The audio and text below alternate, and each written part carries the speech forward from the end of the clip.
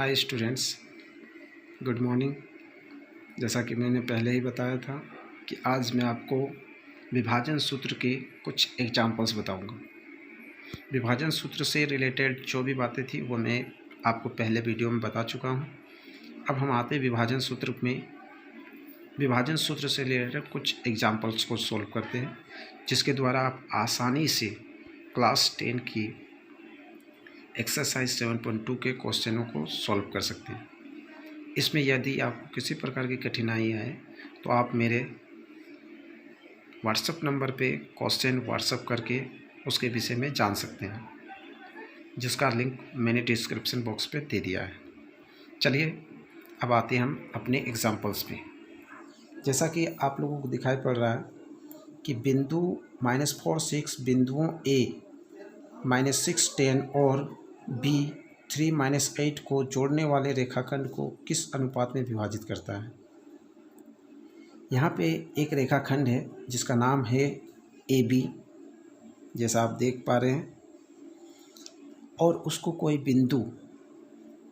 बिंदु एक P है जो उसको दो भाग में बांट रही है, और उस बिंदु P के निर्देशांक दिए हुए हैं -4 6। तो हमें पता करना है कि ये P AB को किस अनुपात में विभाजित कर रही है। तो उसके लिए हमने पहले ही यहाँ पर लिखा हुआ है कि माना बिंदु P जिसके निर्देशांक दिए हुए हैं, बिंदु A और B को M1 अनुपात M2 में विभाजित करता है। उसी को हम यहाँ चित्र के द्वारा इस प्रकार दर्शाएं। अब हम लोग आगे देखते हैं कि यहाँ दिया हुआ है कि x1, पहले ही बता चुके हैं हम कि a जो होगा उसके निर्देशांक x1 y1 होते हैं, और ये b के निर्देशांक x2 y2 होते हैं, और जो विभाजन बिंदु होता है, प्रतिच्छेद बिंदु होते हैं, उसके निर्देशांक को हम लोग x और y कहते हैं। तो यहाँ हम लोग देख रहे हैं कि x1 कितना है, -6 है, x2 कितना, x1 -6 है, और y1 कितना है, 10 है। x2 यहाँ देखिए 3 है, और y2 यहाँ देखिए -8 है, लिख लिए। फिर देखिए आपका x दिया हुआ है, जो p के निर्देशांक होते हैं वो क्या होते हैं, x y। तो ये x दिया हुआ है -4, और y दिया हुआ है 6।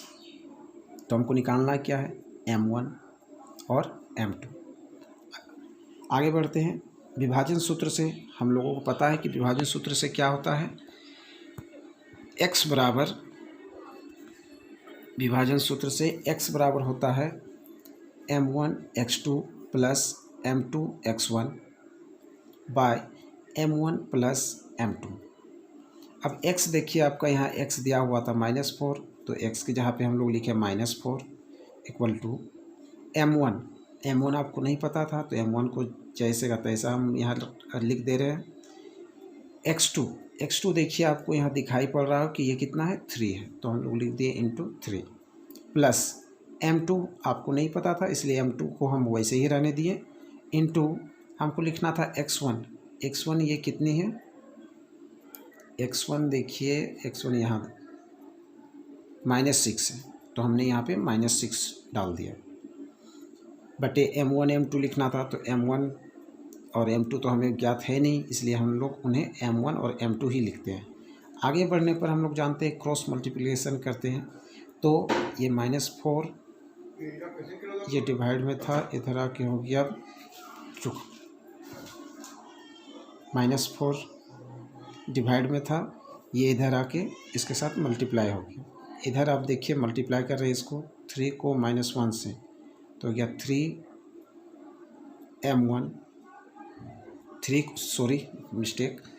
3 को m1 से मल्टीप्लाई करेंगे तो हो जाएगा ये 3m1, और ये देखिए ये प्लस ये प्लस माइनस मल्टीप्लाई होकर क्या होता है, -6 को m2 से मल्टीप्लाई किए तो ये हो गया 6m2।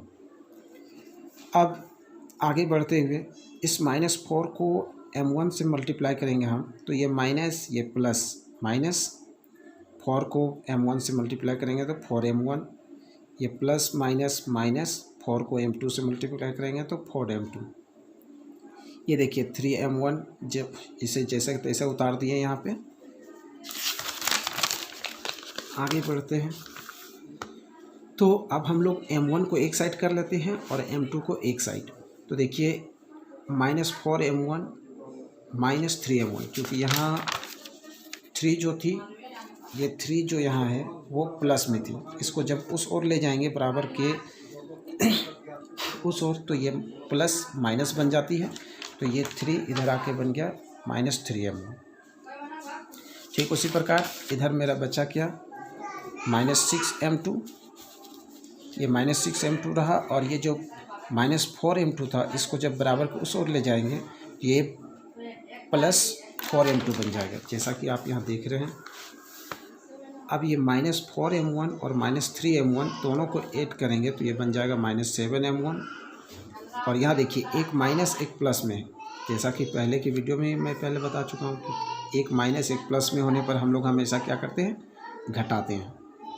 तो यहाँ पर चिन्ह हम उनका लिखा जाता है, उसका चिन्ह यहाँ पर हम लोग डालते हैं जो संख्या रूप में बड़े हैं। जैसे यहाँ 6 बड़ा है तो हम लोग चिन्ह माइनस का दे दिए।